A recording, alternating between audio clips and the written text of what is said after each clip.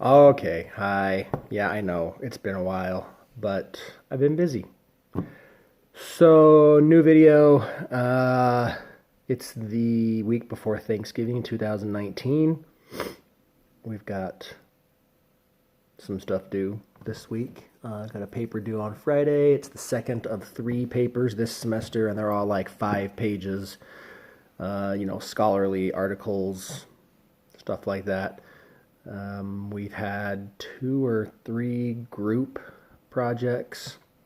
One of them was down in it's called the Treasure Valley Anatomy and Physiology Lab, and it's actually pretty cool. It's one of the more higher end labs in the country, from what I hear.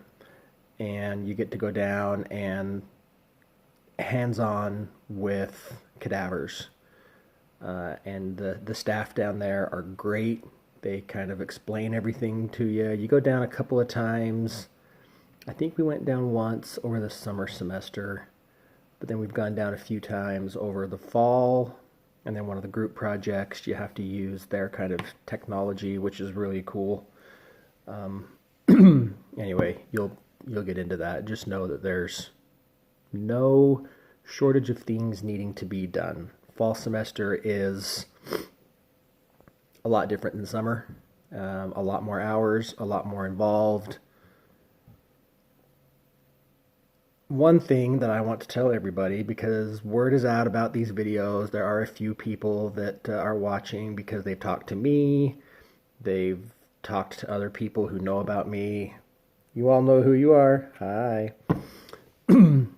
And if you have kids and you want to go through this program, if they're younger, say, I don't know, younger than 12 maybe, you need to have like 3 different methods of having somebody watch them. I had one day where my son got sick. I had to leave class. I had to come home. I had to find somewhere for him to go, and then I went back to class. There are numerous days where all of a sudden he gets out 2 hours early and I have class or clinicals all day, and then I'm scrambling. My wife has done a pretty good job at being able to come home a lot, but there are days where we've had to find other options. So if you're going to have younger children while going through this, have a backup to a backup to a backup of somebody to watch him, because they're going to throw extra classes at you. They're going to throw extra hours. At the beginning of the semester, I was going to have clinicals on Tuesdays, and on the very first day of clinicals, oh, we're moving it to Thursdays. So what I had set up didn't end up working out. Just have contingencies, and you really need to put your life on hold for this program. If you want to do well, you're going to need to put everything else to the side. Again, I work Friday and Saturday nights, and I do have a family.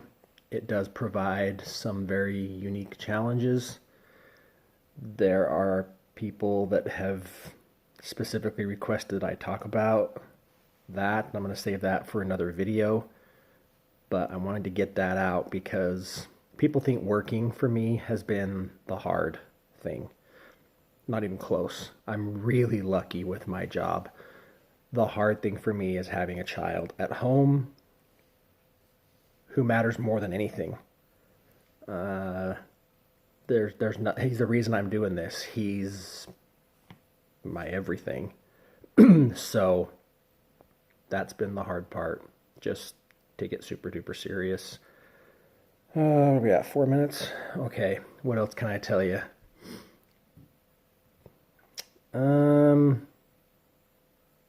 Yeah, so being a little bit older and being in a class and having some experience has been good and bad. I may have mentioned this before. I should have wrote something down, but I got enough people that really wanted this video. I figured I better put something out, at least temporarily. Let's see, I had somebody ask me a bunch of questions, and again, you know who you are, so let's go through those questions, and maybe those will help people. I chose this accelerated BSN program because I did have experience in healthcare, and I felt like going through a program like this would be more my speed. I didn't necessarily want to go through a nursing program with a bunch of 19 and 20-year-olds.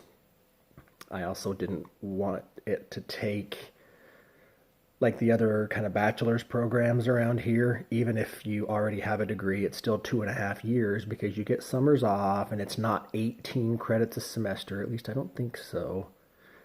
But I just figured that this would be a better fit for me and my situation. I had experience, I'm older, I already have a degree, and I knew that a bachelor's is what I wanted. Yeah, there are some associate degree programs around, but there are many more opportunities for you if you have a bachelor's in nursing. You're more hireable, I guess is the term they would use.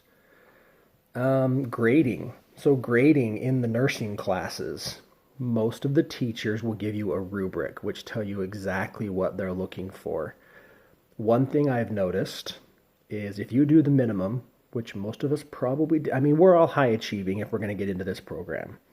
Most of us just kind of did what was expected and we got good grades and that was life, and we probably had things fairly easy, most of us. That's not going to cut it here. You got to go be above and beyond. If they tell you to do 2 replies to a discussion board post, you better do 3. And it says it right in the rubric. It says, minimum number of responses will get you 7 out of 10. Doing more than that will get you 10 out of 10.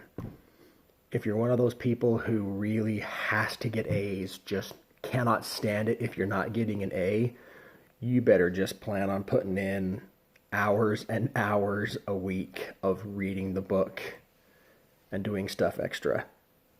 I'm not one of those people. B's get degrees and even C's get degrees if it's a C+. So just decide what kind of a student I guess you want to be before you get in.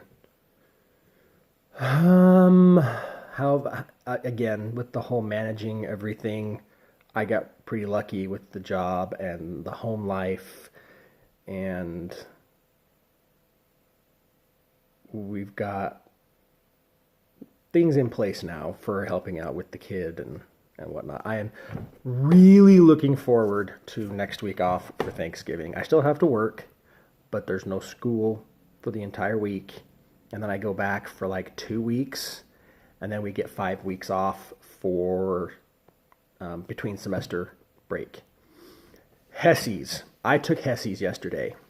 I blasted one right out of the water, and I fell to the bottom of the lake on the other one. Yeah, just they're 5 or 10% of your grade, so I'll have to retake one of them, plus do remediation, which is like some online things. There is books on how to study for the HESI if you're worried about it. Go get one. Volunteer hours. I found a local senior center. I have been volunteering down there.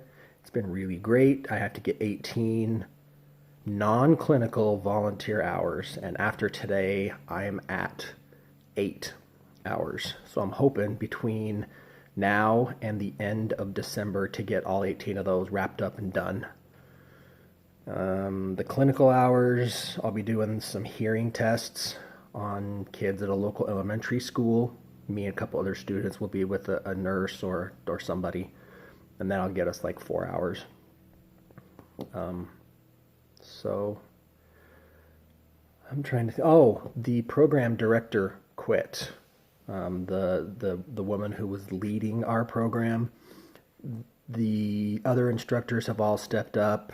Aside from knowing that she left, it hasn't affected us, and the other instructors say that it won't affect us.